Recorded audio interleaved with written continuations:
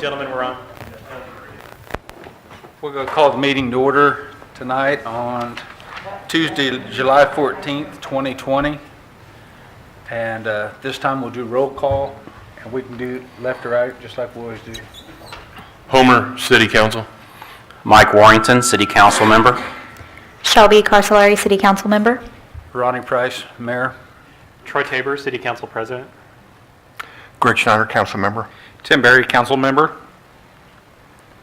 Okay, now we'll do invocation, and tonight we have Pastor Rick Newbar, I'm sorry, from First Baptist Church. Would you join me in prayer? Heavenly Father, tonight again we come to you in praise and thanks. We thank you that we live in a country where we can gather tonight to share and discuss our community business. Justice for all.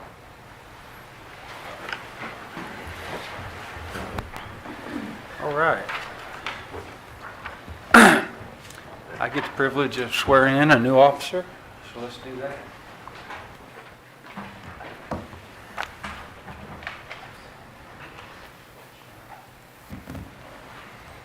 I state your name.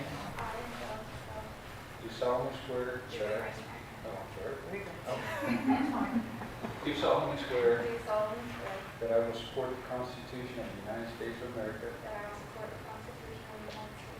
the Constitution of the State of Kansas, and the Ordinance of the City of Andover, and faithfully discharge all duties as a police officer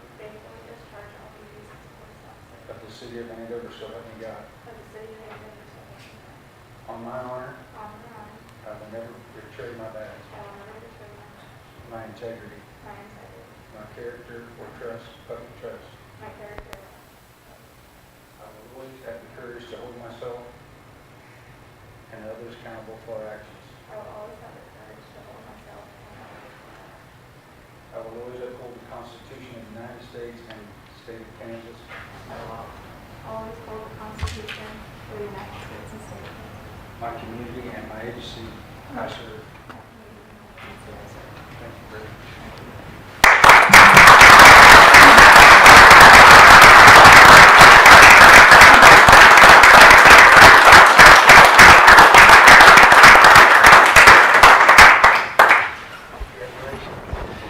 All right. Now it's time we, as we always do, we'll have a public forum. If there's something you'd like to say, feel free to do so. Walk up, state your name, your address, and let's try to keep it to 3 minutes if you can. And anyone like to start?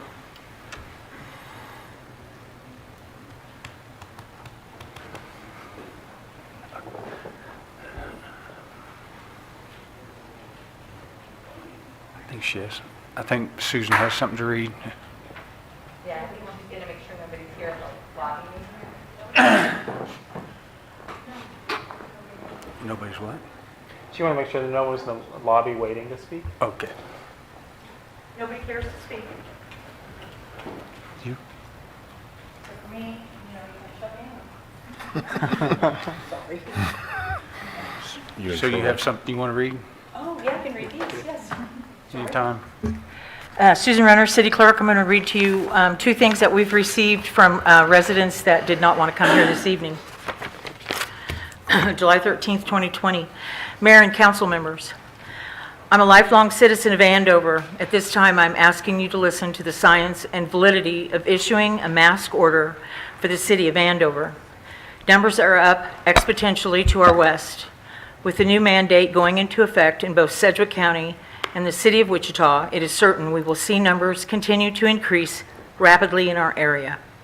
At your last meeting, the number of cases in Butler County was 51. The timing from the first case diagnosed to having 51 cases was approximately 100 days. 14 days later, and it has nearly doubled. Do the math. What will happen in the next 2 weeks? I sincerely hope that your care and concern about our citizens will supersede and take precedence over personal feelings on masking a decision of this magnitude. This is a difficult time with difficult decisions to be made. Please listen to the medical and health professionals Hopefully, we can take the politics out of what is a public health issue. This is not a time to allow our feelings to dictate our decisions. If we could vote on this, I'm sure we would all vote COVID-19 and masks out of our lives. Until a vaccine is available, we have very little to fight with. Social distancing, sanitizing measures, and wearing a mask seems like a small price to limit our numbers. I know that one concern of a mask mandate is enforcement. By comparison, I wonder if someone has given the medical community a pass to treat COVID-19 patients because they were already so busy. What would be happening now? They have stepped up without a choice, and others need to do the same. We're at the beginning of what can be a pivotal point for the Andover, Butler County, and we have very limited testing availability in our area. That, combined with the possibility of school starting in less than a month and the college resuming classes in Andover on August 10th, 2020, make this even more imperative. Are our PPE resources going to be adequate? Do we have a reason to believe that our testing capabilities will increase as needed? Are we prepared as a city to have hundreds of people from other communities shopping and eating freely without any regard for our citizens? We rely heavily on the Wichita area for medical and hospital care. They are already stressed by the increase in Sedgwick County. Let's do our part and not add to the problem. I'm asking you to please protect our businesses and residents by passing a mask mandate. Thank you. An individual that has commented in the past but prefers to remain anonymous, but she is a resident of Andover. Then I had this one dropped by. This one is from Wayne Dugan. Mr. Mayor and City Council members, my name is Wayne Dugan, and I have sat where you are sitting today when I thought Andover was going through its darkest day, April 26, 1991.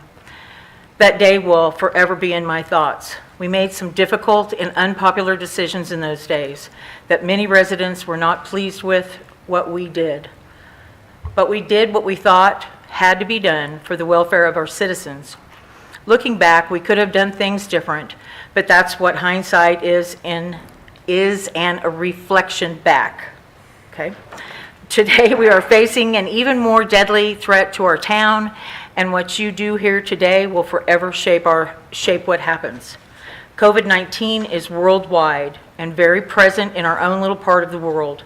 The majority of the healthcare professionals agree social distancing, hand washing, and face masks in public will help slow down the spread and help get our schools and economy opened up. Andover is next to one of the fastest spreading areas of the state. We have hundreds lining up daily at Express Wellness on Andover Road from Sedgwick County to be tested for the virus. They are coming here because Wichita does not have the test available in their city. These people are not only being tested here, but they shop in our stores when they get ready to go home, unmasked and spreading the virus if they test positive. I wear a mask when I go out. Do I like it? No. But I do it for myself and others around me. If we all do our part now, wear a mask, hopefully in a short time, we can get this under control and get back to some normalcy in our lives. Please adopt an ordinance like our real close neighbors, the City of Wichita and Sedgwick County, and help protect our citizens from this deadly disease. Thanks for your consideration. Anyone else like to speak?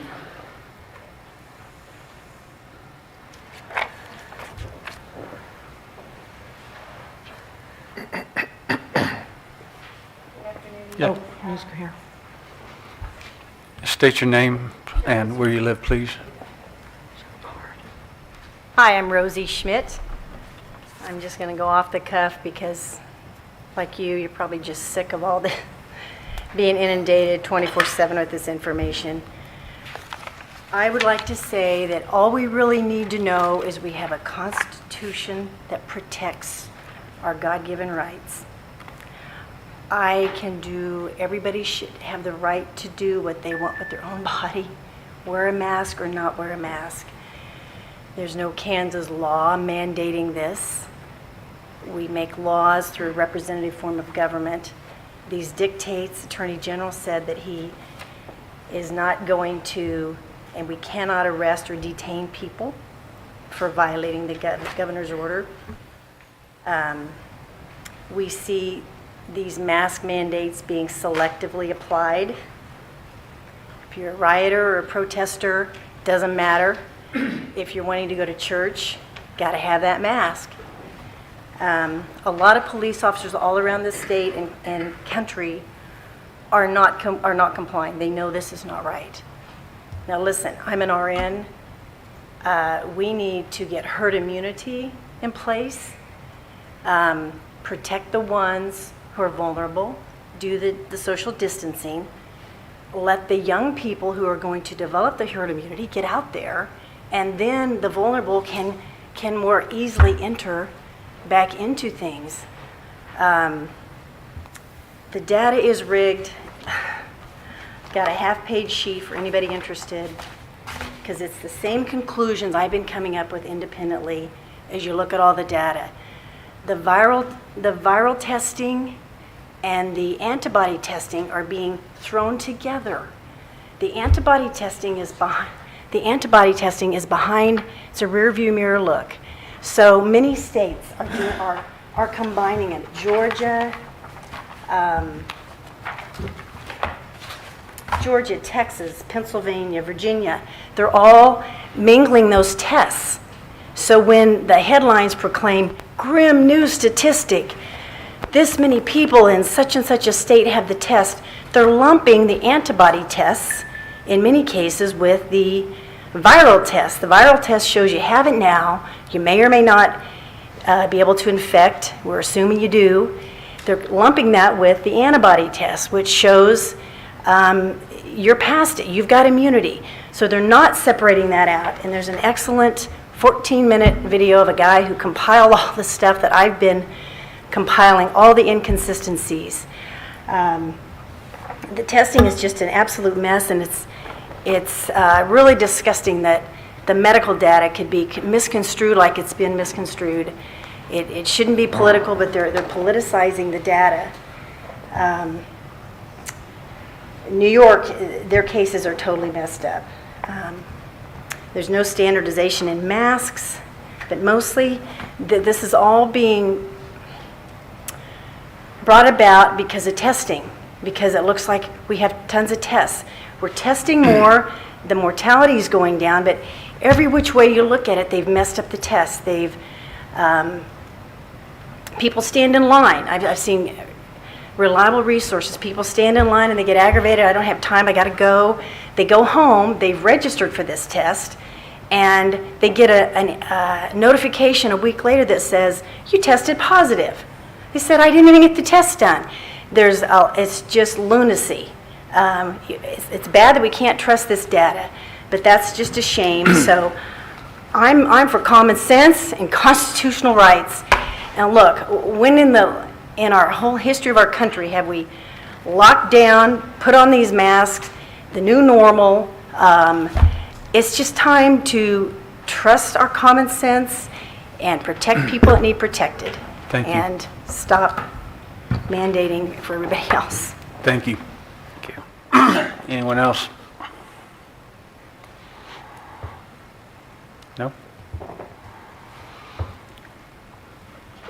Last chance. All right. Acceptance of the agenda. Number 7. Mr. Mayor, I move to approve the consent agenda items 8.1 through 8.4 as presented. Second. All in favor? Aye. Aye. All I opposed? think we skipped number 7. We skipped number 7. Oh, I'm sorry. I thought that's what I was on. Yeah. Okay, I'll back up then. Yeah, we just did the public forum, and now we're in acceptance of the agenda. But he accepted the consent agenda. Is there any changes to the agenda? Oh. There are no changes to the agenda. We did add the bid tab for the bond sale that happened at 11 this morning, but the agenda itself didn't change, except I guess we did add the swearing in of the officer that you've already done. Mr. Mayor, I move to accept the agenda as presented with no changes. Second.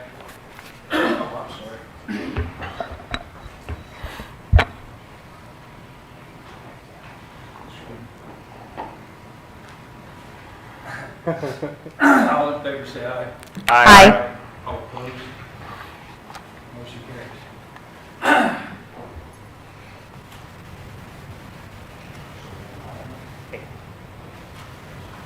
Yeah.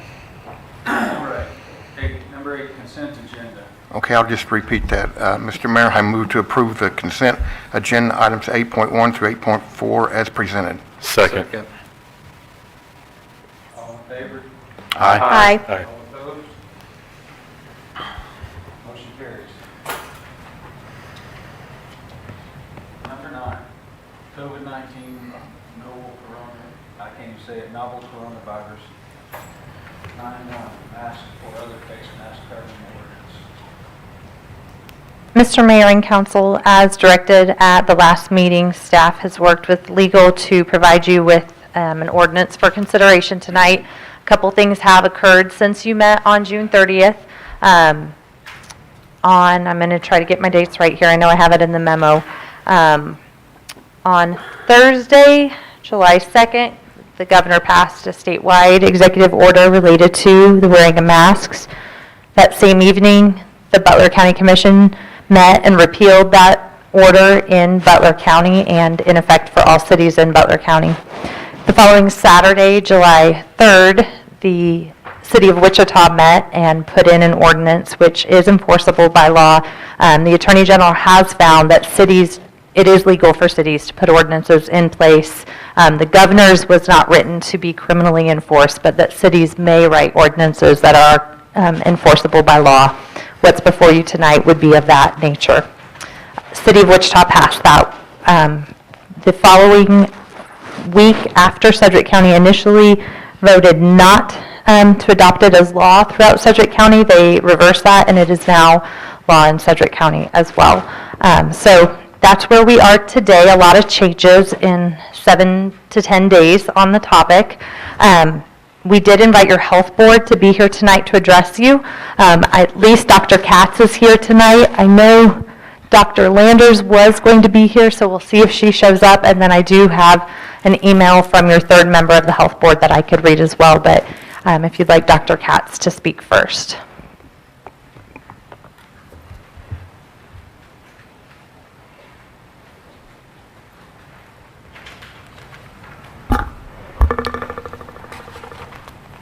Okay.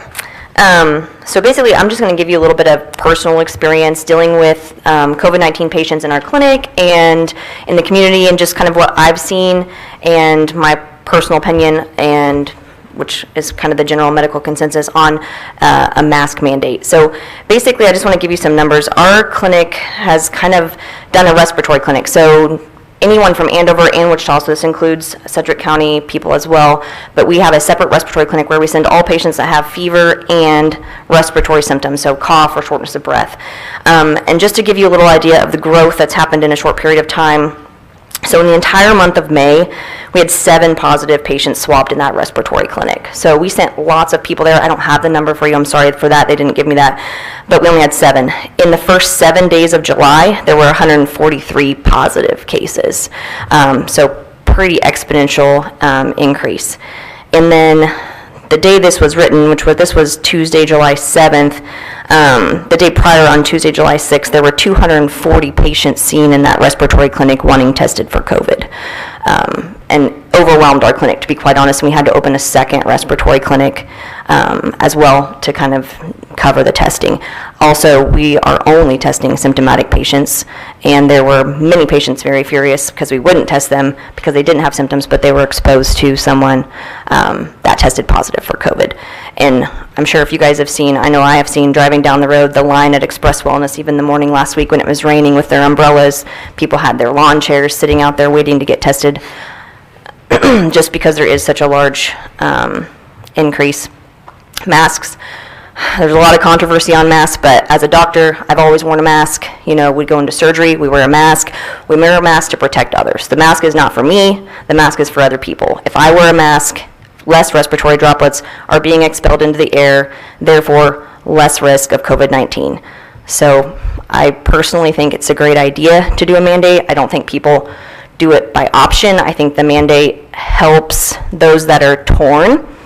I think those people that don't want to look one way or the other, this gives them a quick, easy, like, okay, it's mandated, I'll wear it. So I think it does encourage some people like that to wear it. Obviously, there are people that are fully against it, but I think on a health perspective, and because of the growth we've seen in the community, I definitely feel that a mandate is worth consideration. I have a question. Yeah. I'm sorry, I didn't catch your name though. What was your name again? Tara Katz. Tara. So Tara, you said that you've had an explosion of people getting tested due to symptoms. Do you have beds? So I don't work in the hospital. I work in the clinic setting. So I will tell you, I asked one of my pharmacists who does work in the clinic or in the hospital last week how many beds we had filled, and she had said we were in the upper 20s, like 27, 28. And just to give you an idea, 3 weeks ago, we had 3 to 7 patients. Was that in Wichita? Yes. So- Yes. I don't know. I work for Via Christi, so I am not aware of the Andover Hospital's bed availability or if they're even taking COVID patients as inpatient. So we had 27 people in all of Wichita in a bed.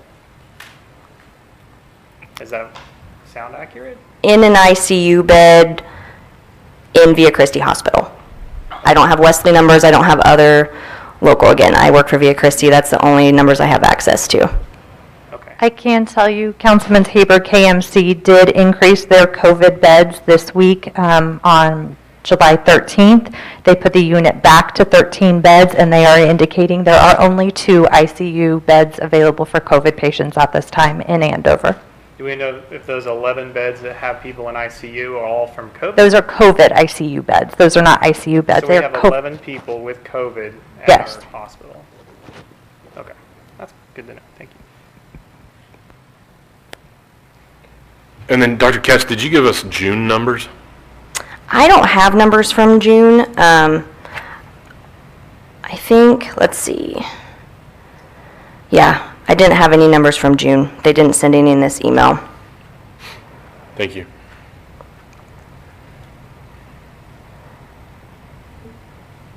Anyone else? Thank you very much. Appreciate it. Appreciate you being here. I do have this email from Dr. Howell. He is the dentist that serves on your medical board, health board.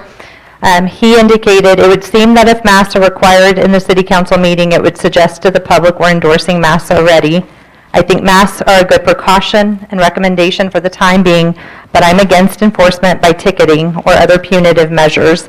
Let me know what other questions you may have. Is he here to answer questions? He is not, so I could I have a certainly... bunch of questions then. I'm kidding. I could certainly send him questions, but he had a conflict in that I said if he had a statement, I would be happy to read it, and that's what I got back. So the question I have, if I'm in Dillon's and I see somebody without a mask, I call the police, are they going to respond and then ticket that person? Is that how that'll work? Chief can correct me if I'm wrong, he's welcome to do that. The way the ordinance before you is written is if you call the police, they will respond. I don't think that your direction to chief will be I'm to just- immediately go write a ticket. Not me as a council member, I'm Right. just a public. Well, what I'm trying to say is I don't think that the police department's first impulse is to write tickets every time somebody breaks the law. They write a lot of warnings for traffic issues. So I know Wichita talked about that. They even talked about having basically a fix-it ticket where if you could provide proof of a mask, they would waive the citation. So that could be something you all would consider as well. And certainly, Chief, if there's anything you'd like to add, please feel free. Are we going to set up I guess, a tattletale line like Wichita has? I wouldn't recommend that, but that is within your purview. That was not part of the ordinance. That was an operational thing that somebody must have decided was a helpful thing to do. It was not part of the ordinance. If we were to adopt this mandate, would the police department, instead of ticketing people, be able to provide a mask, like you kind of walked around and gave us the masks today?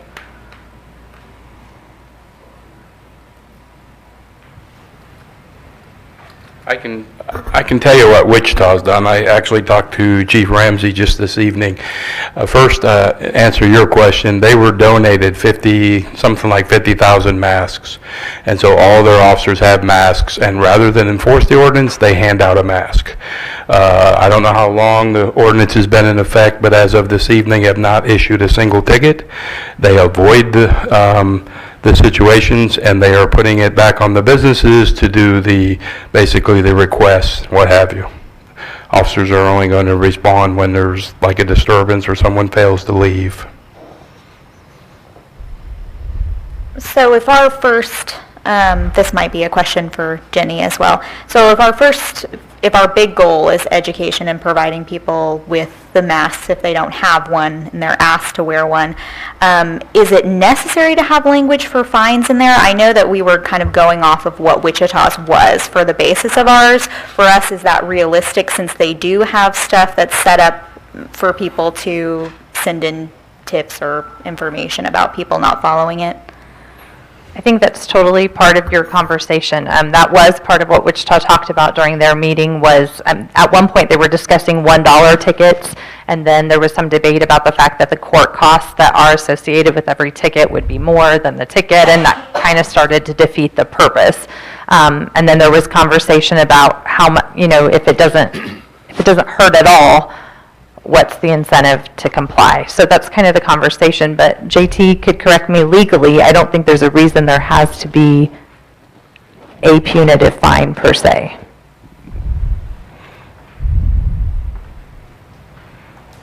Yeah, actually, can everyone hear me? Actually, I believe the intent of creating the ability for a punitive fine is to lessen the severity of what happens if you break the law otherwise. For instance, in Sedgwick County right now under the health order, if a business owner were to confront somebody who came into their business without a mask and say put a mask on and they refused, then they would call the police and the charge would have to be for criminal trespass, which is a misdemeanor, which goes on your permanent record, which is a crime. And so without offering any opinion on what's wrong or right, I think the intent of creating the violation as an infraction was to make enforcement clear and easy and administrable in the municipal court if necessary, as opposed to the condition of it being a misdemeanor.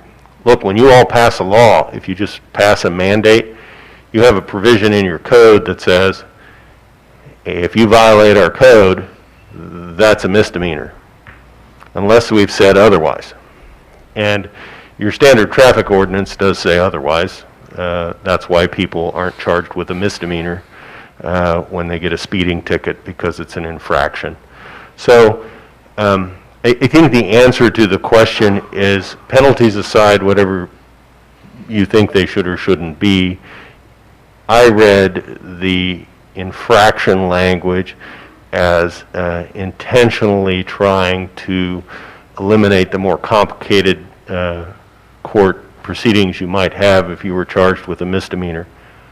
I would not encourage you to pass a mandate without saying what the penalty is, and the reason why is I think if you're silent on that under the Andover Code and probably almost everyone's code, it starts as being a Class C misdemeanor, which I think was probably undesirable under this circumstance. That's pretty much all I know about that. Okay, thank you. That makes a lot more sense. To answer a little bit more of your questions there too, and we would need to know if you pass this on whether court costs are going to be included or not. In Wichita, it's a $25 fine, but it's also a $71.50 court cost on top of that. Our court costs right now are $90, but that would be a determination that you would have whether you wanted to include court costs or not in it. And then there was another question there. About they've also, after, and I think Jenny spoke about this, after the ordinance, they adopted this 211 line for complaints. and they have bounced around on those. And right now, this is the part you probably won't like, they've directed all those calls to the city manager's office. So that's moved around a little bit from when they first started the ordinance. Okay. So if I get a ticket and I agree to pay, I said, yeah, I'm guilty, I pay 25, I still have to pay court costs? Yes. If court costs are included, that's on all tickets. All right, I still kind of going where I was 2 weeks ago. I've seen this and I've visited other states that have requirements, but they leave it up to the businesses to be able to put these requirements on their patrons that come in. I don't agree that, we should mandate this. I think that we should charge our businesses here in the city to come up with if they want to have people come in and wear a mask or not. I have no problem with a mask. I carry one around with me, and if a business says I need to wear it, I'm wearing it. But I think we need to leave that up to our businesses and not pass this mandate. I have another question. This most likely is for JT. On the portion that talks about the exemptions, can you just explain the last exemption to me? Persons engaged in any lawful activity during which wearing a mask or other face covering is prohibited by law. Can you give me an example of that? Because I didn't quite understand that one.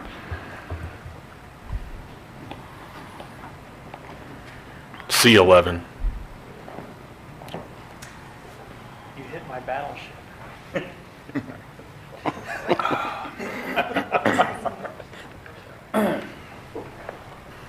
JT. You hit JT's battleship. You don't mess with JT. You can use this one up here. This is terrible, but can you repeat the section that you're having an issue with, and I'll try to think of an example. Yes, it says under the times that would be exempt from wearing a mask, it says persons engaged in any lawful activity during which wearing a mask or other face covering is prohibited by law. If you were having your passport photo taken, Okay. they wouldn't let you wear a mask and you'd have to take it off. It's just an example. Okay. Thank you for giving me time to think of one. Thanks for answering that. I'm sure if you're having your driver's license picture taken, I'm sure there are a number of occasions where you simply cannot lawfully wear a mask. Okay, that makes sense. Thank you. How about eating in a restaurant? That's actually exempted elsewhere in the ordinance. I'm not holding this out as I just want everybody to know what I did. I took the governor's order and I turned it into an ordinance, which is more or less what the city of Wichita did because of the exemptions. Because when staff asked me to draft it, they obviously had spent a lot more time thinking about what all the appropriate exemptions were than I did. Staff actually had communications with the Wichita city attorney to ask them if they would do anything differently, if they could do it having had that experience. And she did say I'd do 3 or 4 things differently. In fact, the exemption about standing behind an impervious barrier as a solution,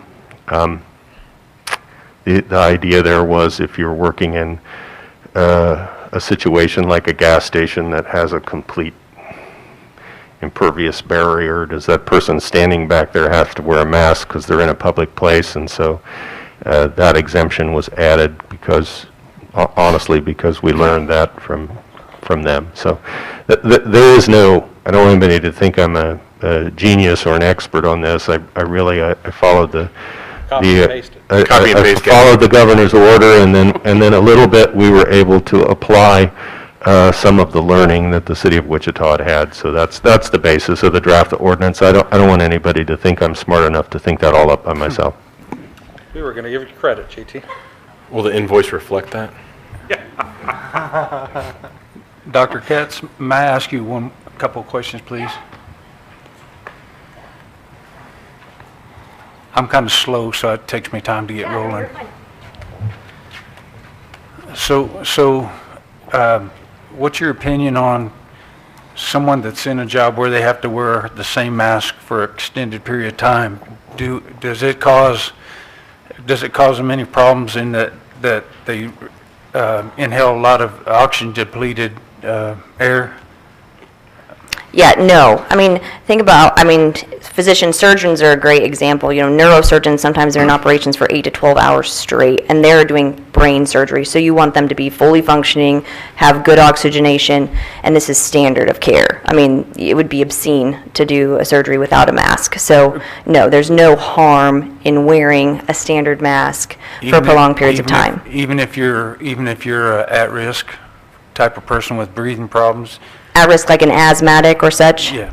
So we actually asked our pulmonologist, because we had a lot of patients asking for mask exemption letters, right? This is a new thing, especially since we care for a lot of Sedgwick County patients. And we got with our pulmonology department, and they actually said they could not think of a single respiratory disorder or disease that would require, or would a mask note would be warranted. And in fact, they said those people are very high risk and are exactly the people that should be wearing masks, just to further protect themselves. Again, it's mostly protect others, but again, those people are higher risk if they have asthma or COPD or lung cancer. So what protocol does the hospital have when you leave a room with a mask on? Do you go back in to the same person with a different person with a Hospital, I'm not sure. So in the clinic setting, obviously we don't have enough masks to change with every single patient. I see 20 people a day, and then sometimes more or less, and I'm interacting with staff. So we wear the same mask. We were wearing the same mask for weeks at a time initially when we didn't have PPE. Now we're changing them every 2 days, but that's because, again, we're limited in what we have. So we use a standard surgical mask. We change them every 48 hours. We try not to touch the face. We have a paper bag we put them in. So we try to do our best, obviously, to not cross-contaminate. And hand hygiene is obviously still first and foremost. So anytime we touch our mask and put it on, we're going to be washing our hand before we touch the patient, after we touch the patient, before I touch my computer, after I touch my computer. I probably wash my hands 4 times a patient. So if someone is walking through Dillon's, let's say, and they're doing their grocery shopping, and they go in there and they have their mask on and they touch 100 items or more, then they go outside, they take their mask off, would you consider that mask trash? I guess if they took the mask off correctly, if they touched a bunch of things, they're not at high risk. So if you touch the ear loop and you're not grabbing the mask on the inside where you're putting your mouth, you're pretty safe. And the mask, again, there's been a lot of studies more recently. Initially, there was all these questions about like fomites, basically the virus living on things, on cardboard, on your sack of bread, on your whatever it may be. And they're finding less and less that is how people are actually contracting this disorder. It is more direct contact with someone in close proximity for an extended period of time. So respiratory droplet driven, which was the whole kind of change in the mask. Initially they said, don't wear a mask. If you're asymptomatic, don't wear a mask. Well, they didn't know a lot then. They didn't know, number one, how symptomatic or how much shedding people were doing before they were symptomatic. So 2 days prior, people are very contagious and shedding the virus. And they also didn't have studies really showing about like respiratory droplet stoppage. They were more looking at the virus getting through the mask, which again is not what we're trying to do here. We're trying to stop my droplets from going into the air and then someone else getting them. So there's been a couple shifts or a couple things that kind of shifted. And also there was not very much PPE. So I think that probably played into part of them not wanting people to wear masks and go out and hoard them, because they were scared for the health professionals like myself who were wearing one for 2 weeks straight because we just didn't have access at the time. So I think that probably prompted some of the Surgeon General's initial comments on masks and not wearing them if you're healthy, along with, not knowing full how the virus is spread. When you're when you're with the patient, do you wear eye protection?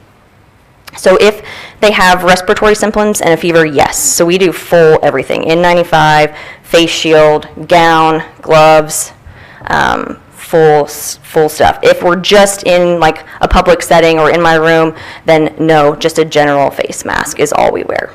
Okay.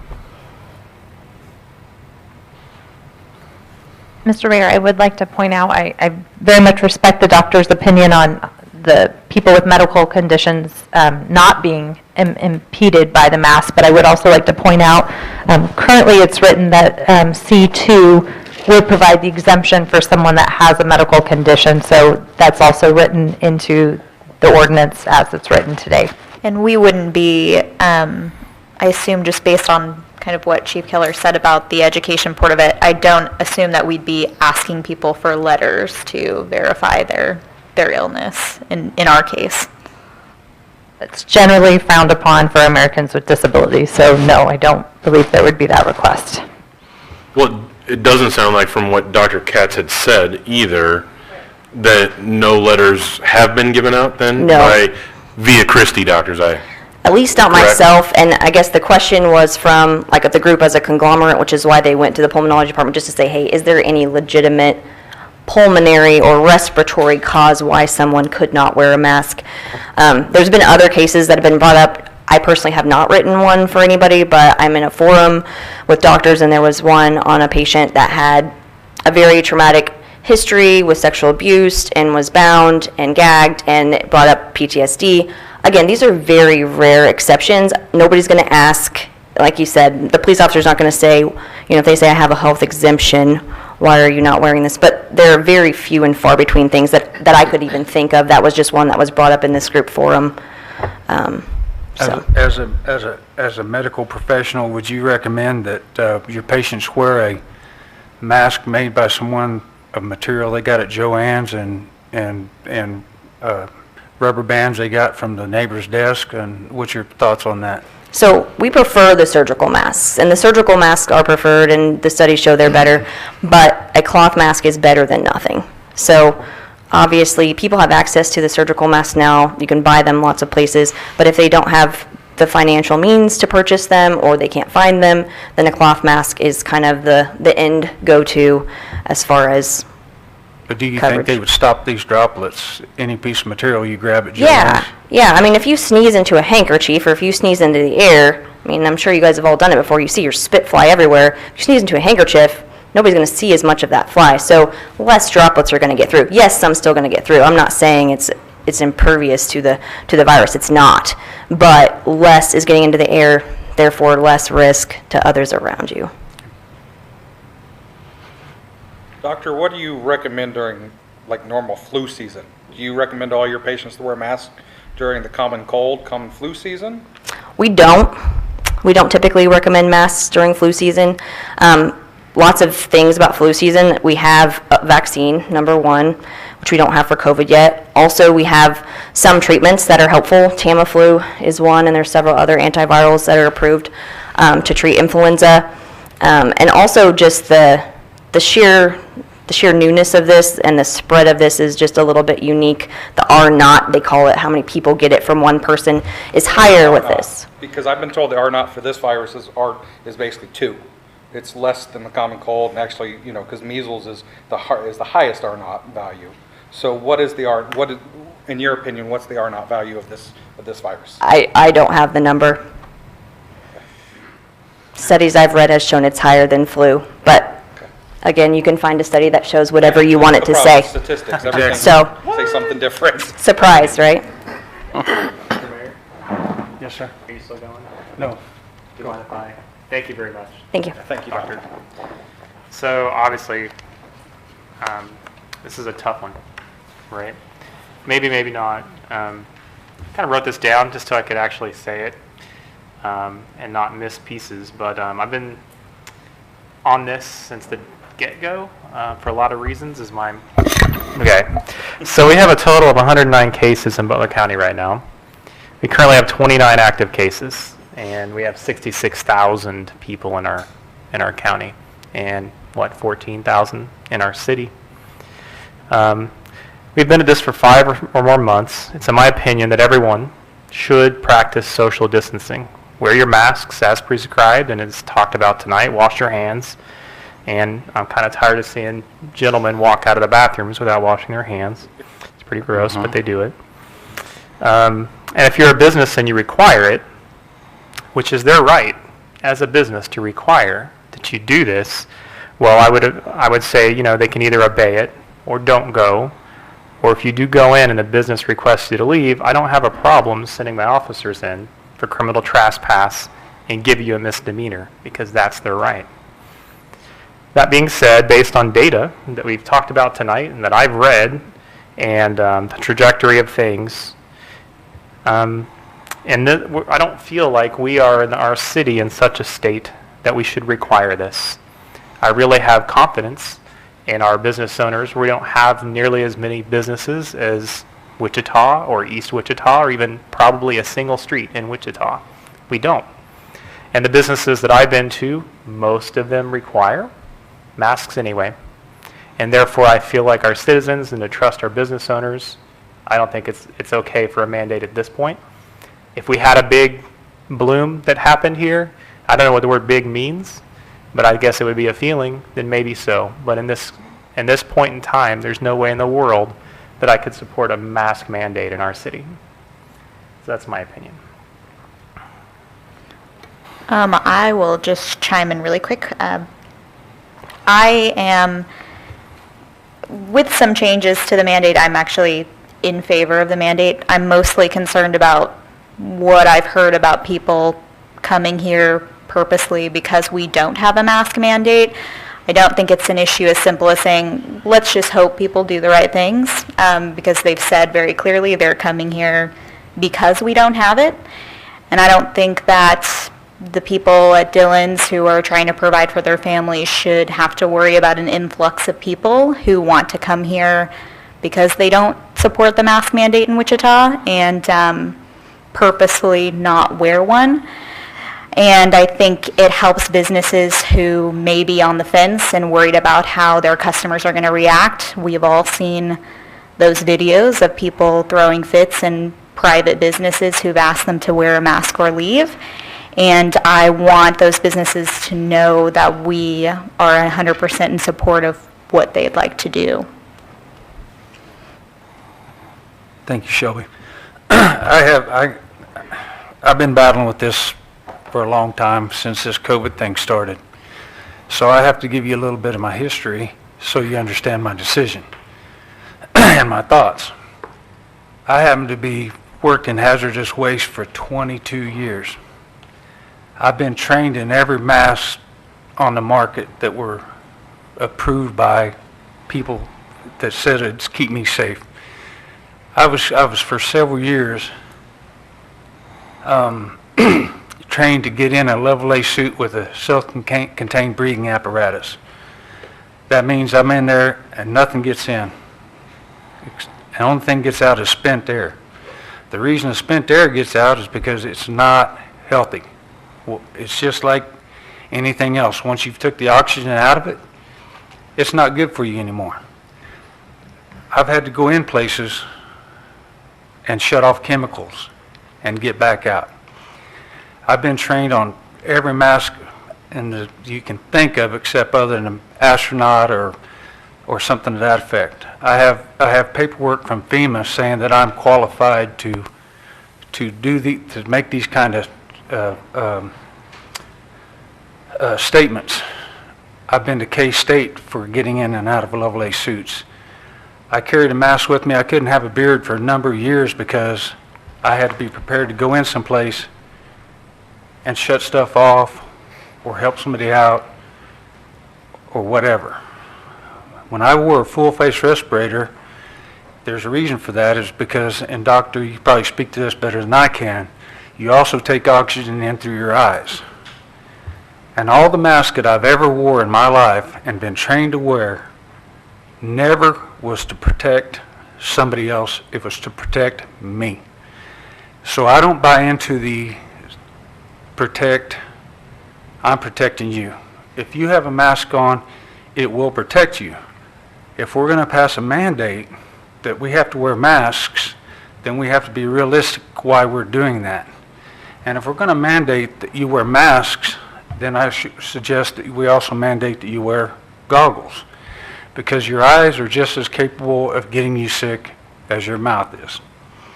So I'm very torn between this because I go all over the place. I go in all the stores, I go in all of our businesses, and 99 out of 100 times, people are treating their mask like they would a handkerchief, and it's not.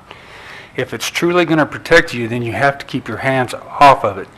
Everything's on that mask that you touched since the last time you washed your hands. That's not an opinion. That's a fact. All right? So I get insulted a little bit because I spent my whole adult life being prepared to put on safety equipment, PPE, personal protection equipment. I'm sorry, a mask from Joann's is not personal protective equipment. So I feel like I need to say this because the people that elected me deserve to know where I stand, and that's where I stand. We're not training people to do this right. You all have seen them under their noses, above their chin, use it for a sweat trap when they're not doing anything else. So I would argue, and I think I have pretty good stand to do that, that in this situation, the cure might be worse than the virus. Because when flu season comes, the last thing you want is your hands all over your face. You know, I don't think if I wore a mask out of Dylan's hanging on my ear, the next place that mask goes is in the trash because it's contaminated. You don't have to take my opinion. That's the national. It's a reality of it. Whatever council decides to do, I live with that. But I'm not. It would be irresponsible for me to tell the people of Andover, hey, if you're wearing a rag around your face, everything's going to be okay.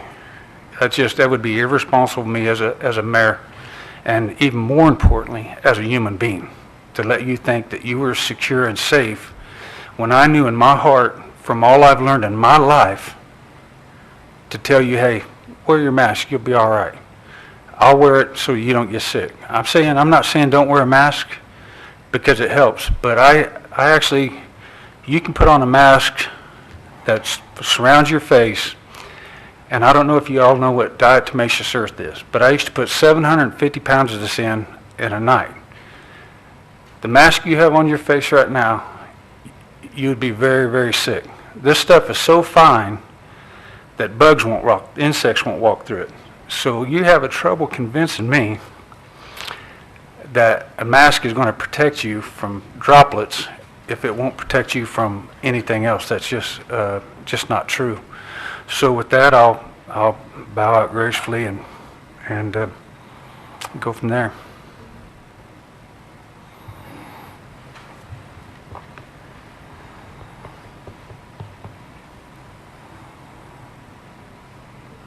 Anybody else? No?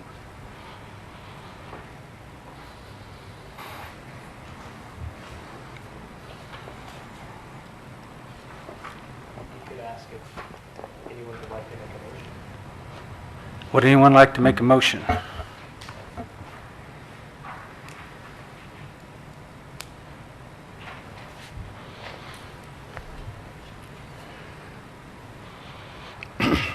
I'll make a motion.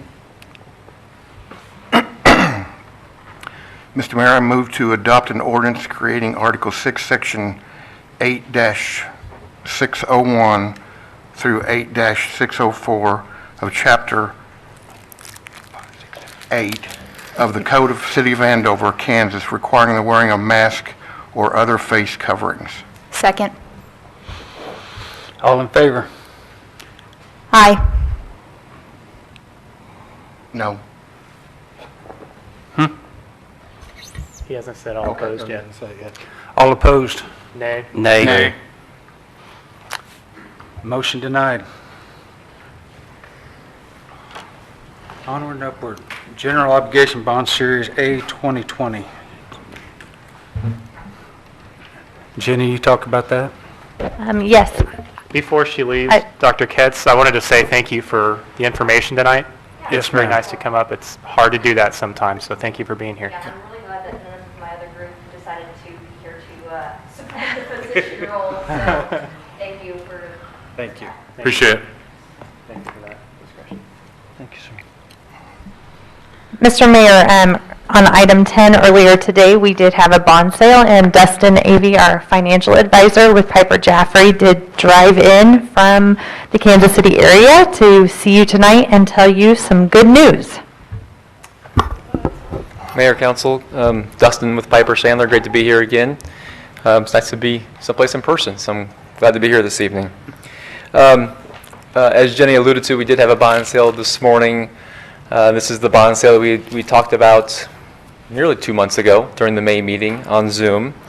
The results were very, very good. The city received 11 bids, which to my knowledge may be one of the highest number of bids that we've seen here recently. And in fact, going back to some of the city's recent sales over the last 3 years, it certainly exceeds the numbers here recently.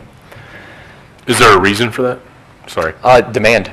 Very strong demand right now in the market, and in fact, all 11 bids were 1.7% and lower. Wow. Which is very, very incredible. And I will point out that we had 2 bond sales a year ago, and obviously during 2019, we were also experiencing record lows in interest rates. The 2019 A bonds, there were 8 bids at a 2.07%. The one last fall, there were 8 bids, and the winning bidder was a 2.12%. And then even going back to 2017, there were 7 bids, and the winning bidder was a 2.96. So with today's sale, obviously, market's very, very favorable, very high demand. All 11 bids, 1.7% and lower. The winning bidder was Country Club Bank at a 1.51% for 20 years. Wow. So pretty incredible. One change, so when the governing body originally authorized the financing, the estimated bond amount was $4,440,000, if I recall correctly. And you may remember part of this bond issue, the majority of this bond issue is for special assessment projects. So we had a pay-in period for special assessments that ended July 3rd, and we received a number of prepaid special assessments, property owners who prepaid their assessments in advance of the bond sale. And so the actual bond amount is less than what was originally authorized. The actual bond amount is $3,695,000 is what the final bond amount is. So with that information, we would certainly recommend the city award the bonds to Country Club Bank, which I believe is your first action, and then there's an ordinance and a resolution to follow that item as well. Do you think you can do this to my mortgage? Jeez. We'll try. Is your mortgage 3.6 million, Mike? No, I'm kind of liking that 1.51 though, you know? Yeah. So there, we'll make notes. There may be a financing that will occur later this fall for some projects, and in conjunction with the financing, we may look at a potential refinancing. And so we'll bring that information to the governing body when appropriate, when that issue is considered. Mr. Mayor, Yes, sir. I'd move to approve the ordinance issuing a award purchase of GOB bonds Series A 2020 bonds in the amount of $3.695 million to Country Club Bank at the net interest cost of $793,609.44. Second. All in favor? Aye. Aye. All opposed? Motion carries. Mr. Mayor, Yes, sir. I'd also move to adopt an ordinance authorizing the issuance of GOB Series A 2020 bonds of the city of Vandenberg, Kansas, as presented. Second. All in favor? Aye. Right. All opposed? Motion carries. And, Mr. Mayor, Yes, sir. lastly, I'd like to move to adopt a resolution describing the form and details of Series A 2020 general obligation bonds of the city of Vandenberg, Kansas, as presented. Second. All in favor? Aye. Aye. Motion carries 6-0. 12-1, final Meadowbrook. 11-1. 11-1, Mr. Mayor. That's Mr. what I Mayor. meant. Zoning amendments, Butler County Community College Edition, BA 2020-01. Les Mangus, Director, Community Development. I'm here to borrow $3.6 million, and I'm willing to offer you 1.6% interest. You got to talk to that guy. The Butler County Community College was platted a few months ago, and part of that platting process was to establish the access controls for that college site. There's been some changes in the way that the circulation of traffic in the site is accomplished, and the access controls that were platted didn't exactly fit the final design of that parking arrangement. The city's traffic engineers with Trans Systems have worked with the college's traffic engineers with professional engineering consultants and come to a compromise and agreed on this vacation of a portion of that access control. And the order before you tonight is to vacate a portion of that to fit the parking lot as it's being built. Okay. Mr. Mayor, I move to accept the recommendation of the Planning Commission and approve the vacation order to vacate a portion of the access control on Yorktown Parkway dedicated by the Butler Community College Edition. Second. All in favor? Aye. Aye. All opposed? Motion carries. 12, Meadowbrook subdivision final plat. The Meadowbrook subdivision is a small subdivision on West Harry Street, about a half a mile west of Andover Road on the north side of Harry Street. It's a part of a larger development owned by the developer who intends to phase in development over time. This is his first phase. Planning Commission, Subdivision Committee, and staff, utility providers have reviewed and approved the plat and recommend its acceptance of dedications by the governing body. Mr. Mayor, I do have a question for Les. When we're talking about phases of a division, who decides how many phases there are, right? Because you said this is going to be the first phase of more phases to come. Who decides those? I mean, can he or she, whoever the developer is, say there's going to be 5 phases, but then ultimately later on add a phase or maybe not do all 5 phases? If I've learned one thing in 40 years in this business, it's that you can't outguess the market. The market is really what drives the phasing of subdivision development. Pre-2007, we typically saw subdivisions in the 100 to 140 lot phases. Today's market, 30 to 40 lots is more typical. So it kind of ebbs and flows with the demand. That developer doesn't want to be obligated to the guarantees for special assessments and be paying those special assessments on lots for a long period of time. It adds to his carrying costs for those lots. So to answer your question, the market always rules. Okay, thank you. Mr. Mayor, I have a question. Les, I don't see a cul-de-sac or hammerhead at the end of this. Is this something that they'll add for access or turnarounds for emergency vehicles?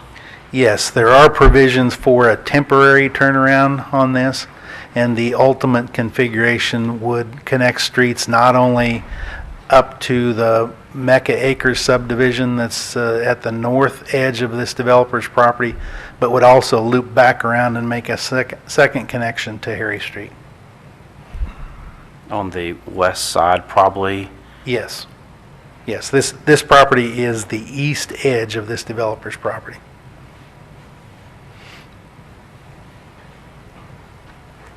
Thanks, Les.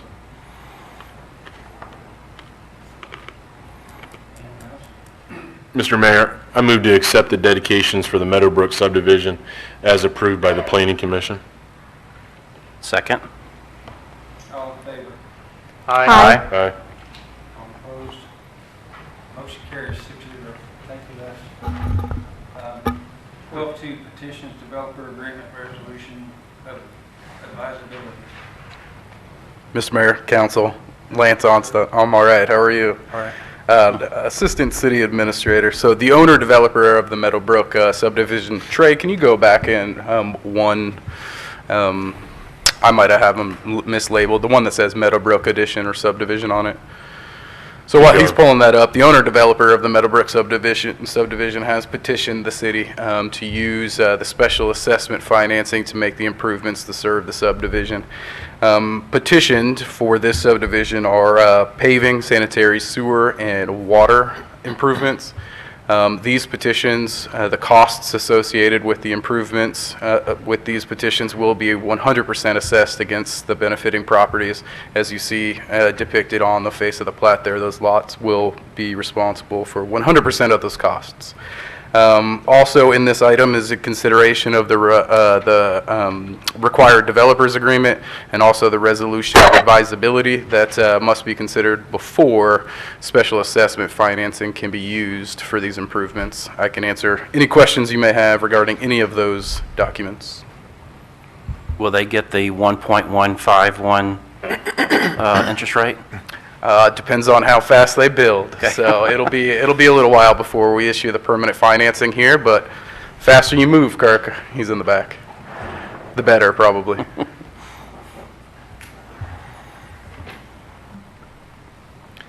Mr. Mayor, I move to accept the petitions for paving, sanitary sewer, and water distribution system, approve the developers agreement, and approve a resolution of advisability related to Meadowbrook subdivision. Second. All in favor? Aye. Aye.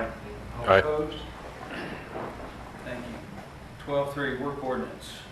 The work ordinance simply is required. You all must consider a work ordinance before any of these improvements can actually be constructed.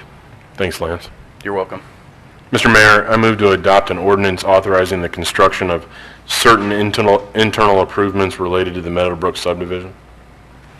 Second. All in favor? Aye. All opposed? Motion carries. 13, USD 385 Meadowlark Addition.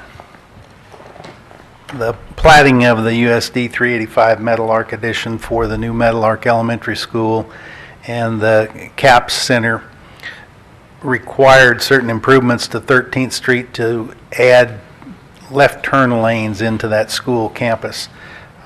The engineering contract before you tonight is with Bachman Company, who has worked for the district on all of their projects and was the platting engineer. This contract is simply to design the street improvements required.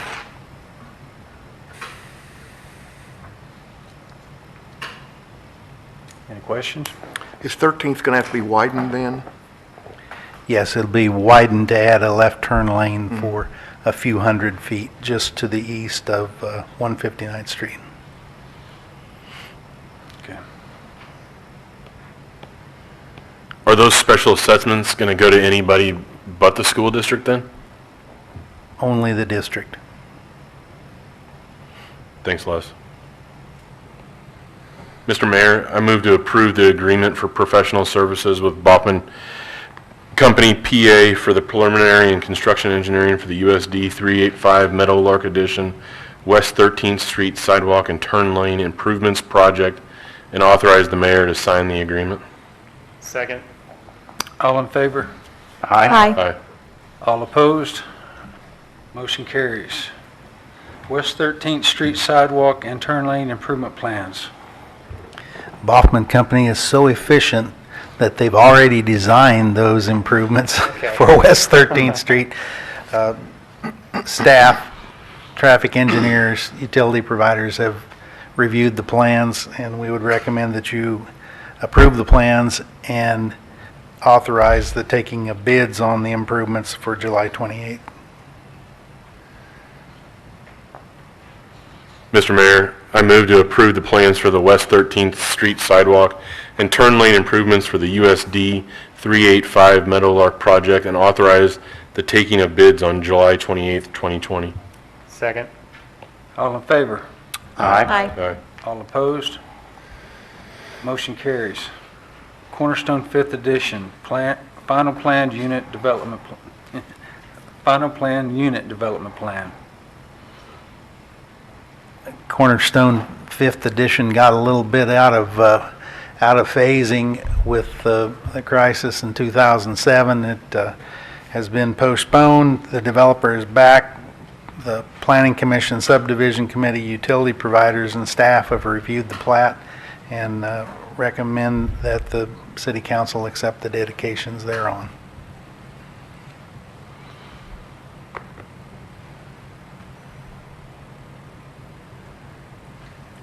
Mr. Mayor, I move to accept the dedication for Cornerstone 5th Edition Final Plan Unit Development Plan as approved by the Planning Commission. Second. All in favor? Aye. All opposed? Motion carries.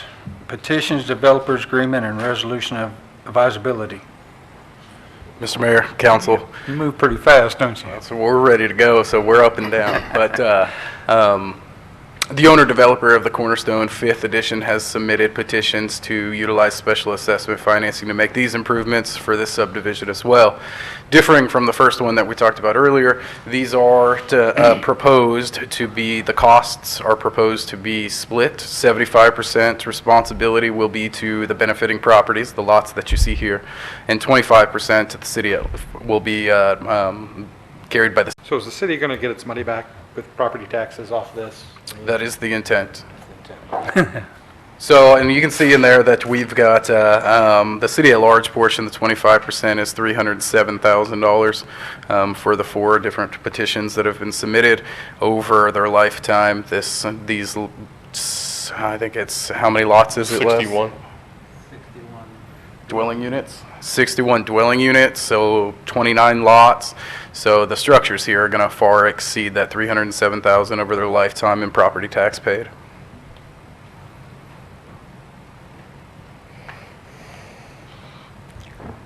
Got a motion? Mr. Mayor, I move to accept the petition for paving, sanitary sewer, stormwater drain, and water improvements, and approve the developer's agreement and approve a resolution of advisability related to the Cornerstone 5th Edition. Second. All in favor? Aye. All opposed? Motion carries. Paving and incidental drainage project, Cornerstone 9th Edition. Did we skip the work ordinance? Oh, I'm sorry. You're fine. Yeah, I'm sorry. I got ahead of myself. 14.3, work ordinance. Again, it's for your consideration before any of these improvements can actually be constructed. Mr. Mayor, I move to adopt an ordinance authorizing the construction of certain internal improvements related to the Cornerstone 5th Edition. Second. All in favor? Aye. Aye. All opposed? Motion carries. Now, Cornerstone 9th Edition, paving and incidental drainage project.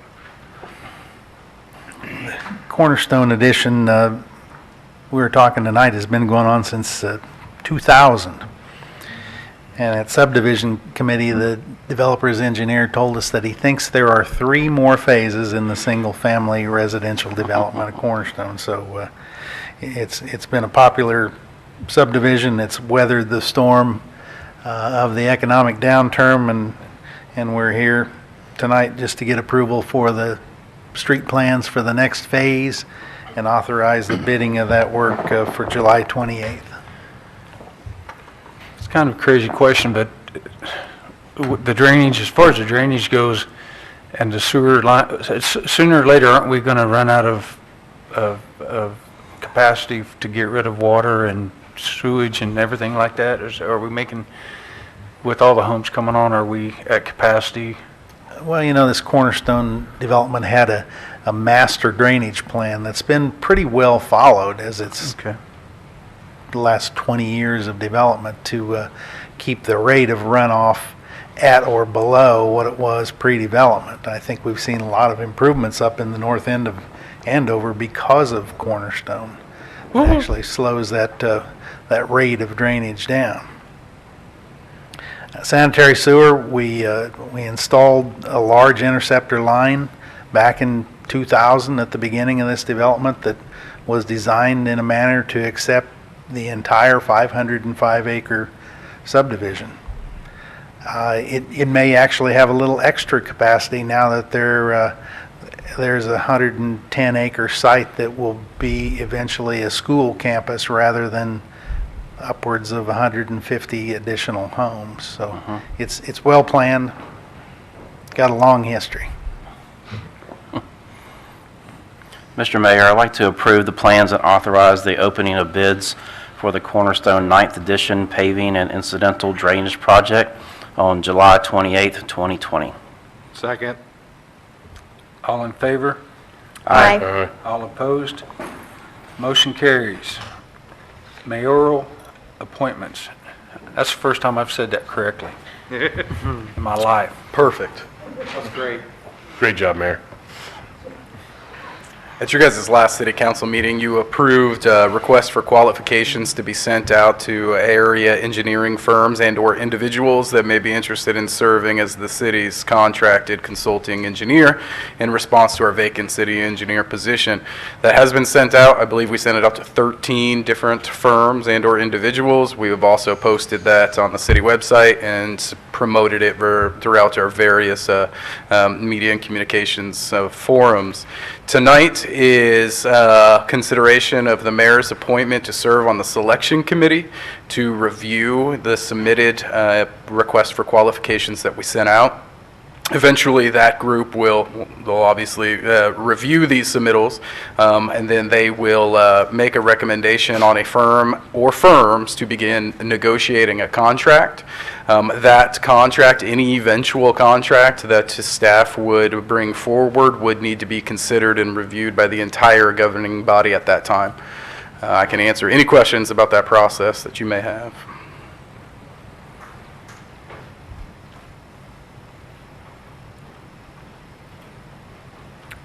Mr. Mayor, Yes, sir. I'd like to move to approve the mayoral appointments of Jennifer McCausland, Lance Onslaught, Rick Lansrith, and Les Mangus to the Consulting Engineering Services Selection Committee with the addition of council members Mike Warrington and Tim Berry as presented. Second. All in favor? Aye. Aye. All opposed? Motion carries. Thank you very much for that. Budget presentation, Public Works. Mr. Mayor and Council, Rick Lansrith, Director of Public Works and Utilities. I apologize because we have a 33-page slide, but we'll go fast because it is 3 different funding sources, and not funding sources, but 3 different departmental funds.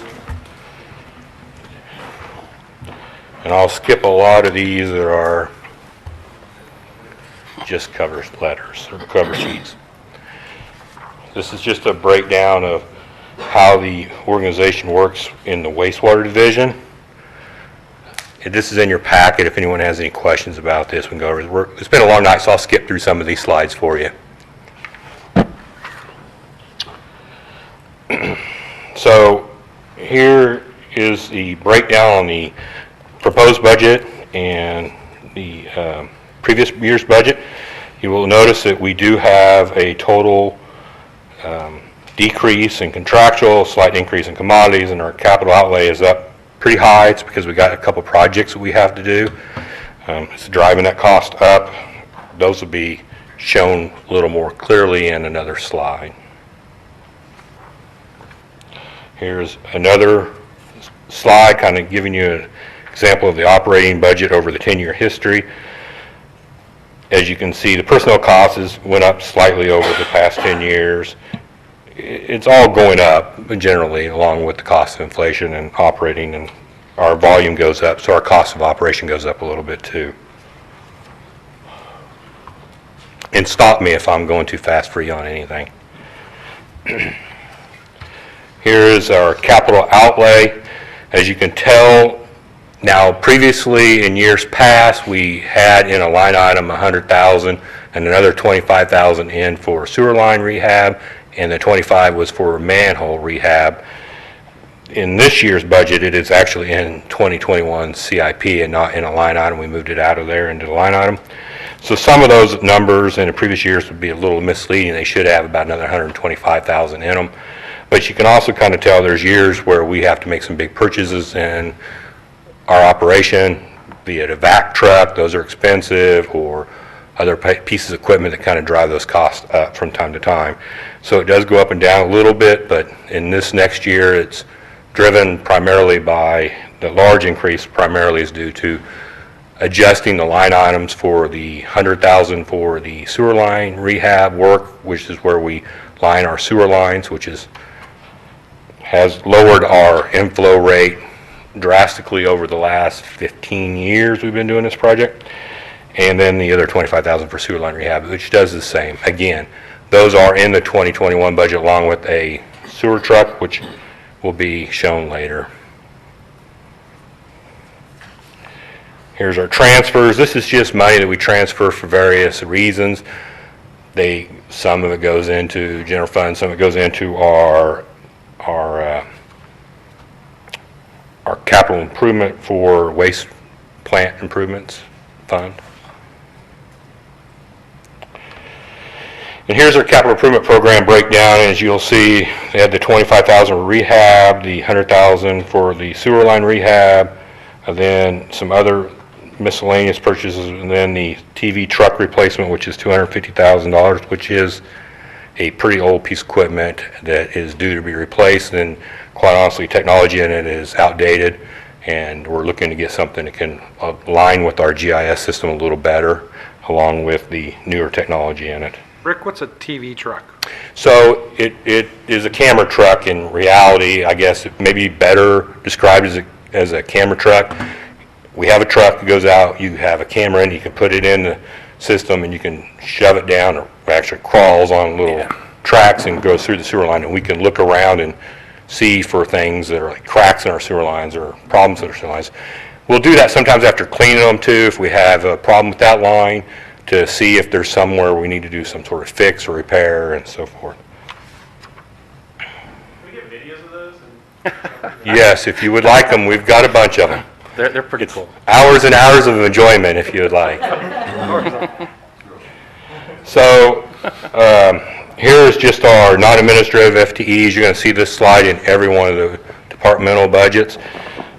In this particular case, we did go up a little bit for the first time in the last previous, 11 years shown on here. And that some of that is attributed to, we had seasonal help, and we actually created a labor position in our budget about a year ago. That's reflected here. And, and then also we reallocated some work that was being done, so now we do all the locates in-house instead of somebody up at City Hall that was doing it as a dual duty. And we're utilizing labor type position to do a lot of that work instead of an operator, which we have to pay a little bit more for a class operator. Rick, was it Bill? The one that just retired? Oh, no. Was he administrative? No. Bill is in the street department. We haven't gotten to that part of the budget yet. 10-4. So we're in the wastewater. My bad. That's fine. So we have some wastewater performance measures that we're trying to benchmark ourselves against. And so here is our sewer service connections. Over the previous, since 2010 to 2019, we have a 23% increase in our sewer line connections. So as you can see, it's kind of a steady increase. Our sewer system continues to grow. Obviously, with new subdivisions and new developments, it's going to grow. So that's just what it's showing you. It is growing. So going back to Mayor's question for Les, or I think it was Les, what is our capacity then? So the previous council in our budget in the previous year, and we have it in our budget this year, and you will probably see something soon-ish on a RFP or RFQ for engineering services to go out and do a comprehensive study, because we want to make sure, first off, it's twofold, right? You have your collection, what you collect and how you can handle in your piping down to your plant, and then once it gets to your plant, how do you handle it, how do you stay in compliance with your future permits and so forth.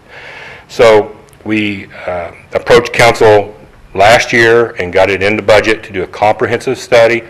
We're actually in the process of sending out for some others to see other cities of their proposals and how they wrote theirs, get some examples, send our proposal out, and get the engineering study done. We want to look at the collection side. We want to look at, are there areas where we can expand? Are there areas where we got plenty of room to carry up? Is there a possibility, do we need to look at maybe a potential second site for a second wastewater plant site to take a load off the other one, or to help with some issues where, because right now we are blessed to be one of the few cities I know of. We might be one of the only cities in the state of Kansas that doesn't, that of any size, that doesn't have a lift station. All of our sewer goes gravity to the plant. That's a blessing, by the way. We are lucky to have that. So we got to look at some of those things and talk about them. And then we need to know on the collection side, because that then has a conversation on the treatment side. What do you do on treatment side? We know we're going to have some changes in future permits and compliance laws with some of our EPA and KDHE permits we're obligated to comply with, particularly in phosphate treatments and some things like that coming down the line. So we want to have a two-phased approach to that. We want to know how we're going to collect it, where we're going to collect it, and what is our room for growth for the planning people and all the other part of the facet. And then once it gets to our plant, how are we going to treat it? What is the best way to go forward? I don't believe the best way to go forward is to build a whole new plant at $25 million. So we're talking about how do we phase in and stay in compliance and be the most efficient.